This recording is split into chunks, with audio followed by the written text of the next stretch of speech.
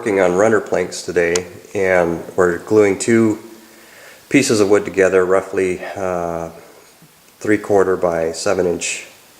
And what we want to do first is look at the grain, and we're not using vertical grain, we're just using plain sliced or horizontal grain, whatever you want to call it. And this grain is going, curvature is going this way, this curvature is going this way.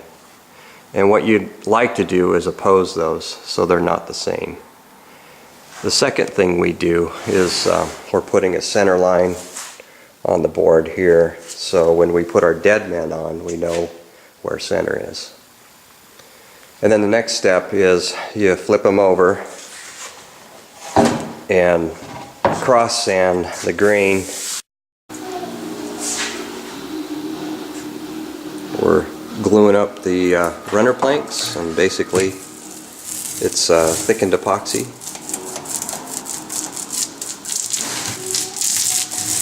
And we just roll it on both surfaces evenly, and we're using the 404 West system. And we marked out every 8 inch increments for the spar clamps to fit on.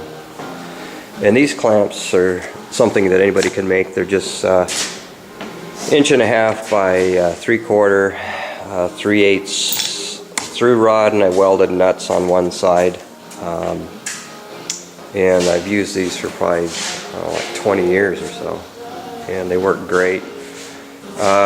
You want to oil these, and then I just put some paste wax on these to help the glue from not sticking as much. So we'll start, and Dave is putting on clamps on the end and the middle just to keep it lined up.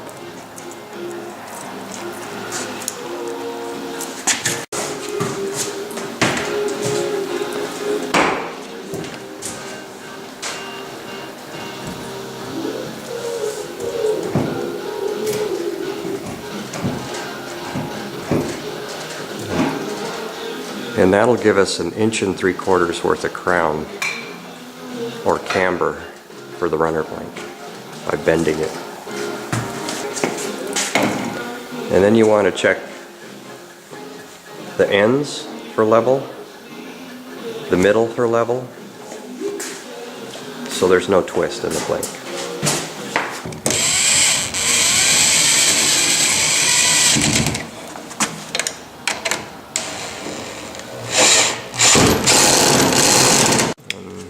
Now we'll recheck everything for level, and if it's level, we'll call it good and just let it sit. These are a few planks we made yesterday, and we put in 1 3/4 inches of camber in them, and usually there's some spring back after you take them out of the jig, and they spring back about 3/8 of an inch. On your runner plank, if you want, we bullnose these here with a 3/8 round over 1/2 inch, and we stopped at about 6.5 inches from here to here, and then that's on the bottom, and then that bullnose runs all the way through and then stops again here. Now on the top side, you can see we bullnosed it all the way through here, and then it stops where the fuselage is. So you leave about a couple of feet in the middle where there's no bullnose at all. The rear runner chocks, we've got the cap plate, which goes on the top of the runner plank. That runner plank's upside down right now. And then the chock is made out of 3 pieces. I've got a piece of 1/4 inch plywood here, and then this is just 3-inch angle. That's what we did beforehand, is we glued up these plastic laminate or formica chunks that act like a bushing.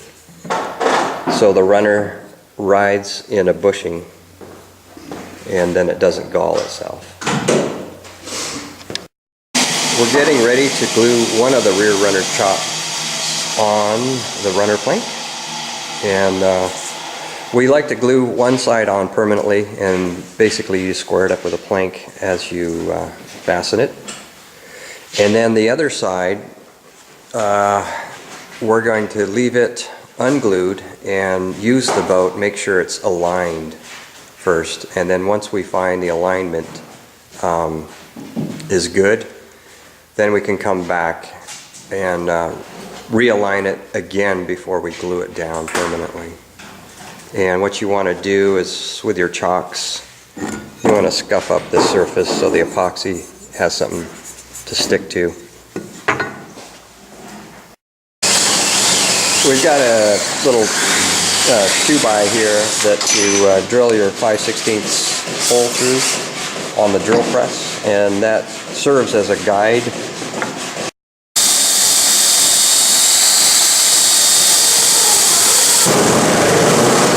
This plank, I think, is 1.25 inches.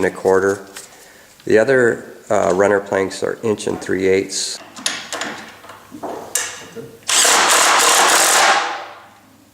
Squeezed out a bunch. Yeah.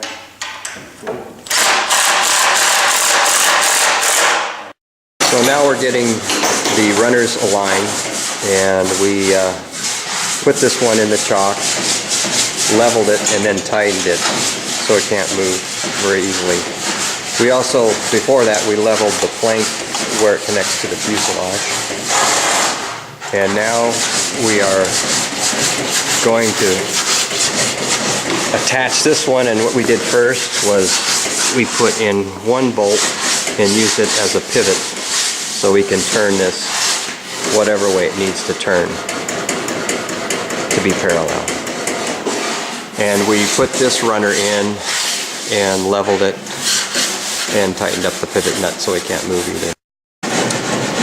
We've taken 2 metal straight edges and clamped them to the runners, and what we're going to do is use them to help make the runner that's loose parallel with the one that's fixed. All right. I'm done. So we're looking for equal distances here. I've got 81.5.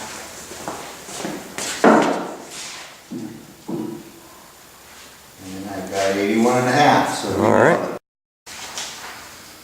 This is the Runnerplank to fuselage bracket right here.